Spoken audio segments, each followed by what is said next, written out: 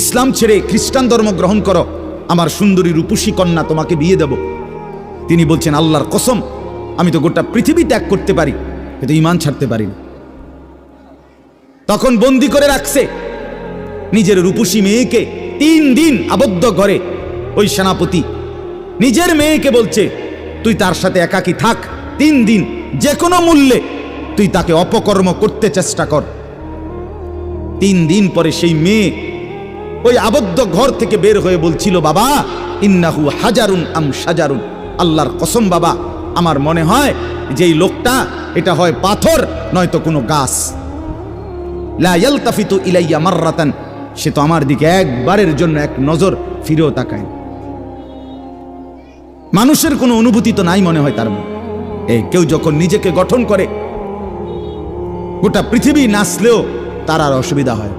আলহামদুলিল্লাহ, আমরা যারা মাদ্রাসায় পড়ছি, আমরা এটা দিল থেকে বলতে পারি, আমরা যারা মাদ্রাসায় পড়ছি ছোট্টবেলার থেকে, আজকের এই পৃথিবী পোশাকে, কাপড়ে, লেবাসে, ডিজাইনে, রঙে ঢঙ্গে আরো যদি মনে করে ফ্যাশনেবল, আরো বলে আধুনিক হয়ে গেছে, আল্লাহর কসম আমরা এই সমস্ত আধুনিকতার সামনে দাঁড়িয়ে আমাদের এই পাঞ্জাবি, টুপি, দাড়িওয়ালা পোশাককেই সর্বশ্রেষ্ঠ সুন্দর মনে করি।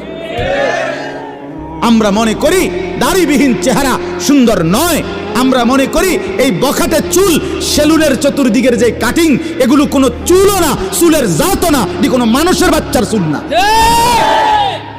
কোনো মানুষের সাওয়ার চুল না, এগুলো কোনো সুস্থ স্বাভাবিক মাতাল হয় নাই, পাগল হয় নাই, স্বাভাবিক কোনো মানুষের চুল এত বিকৃত কালারের হইতে পারে না, ডিজাইনের হইতে পারে।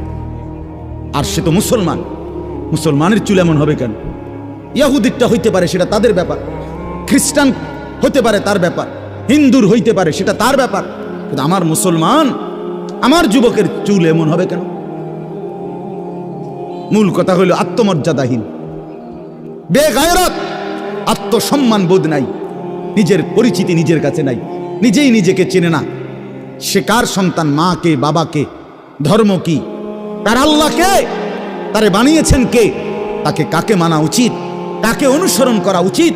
আজকে টেলিভিশনের অব্যাহত প্রচারণা, দুশ্মনের অব্যাহত টানা লাগাতার প্রচারণা আমাদের নারী পুরুষকে বেসামাল বানায়।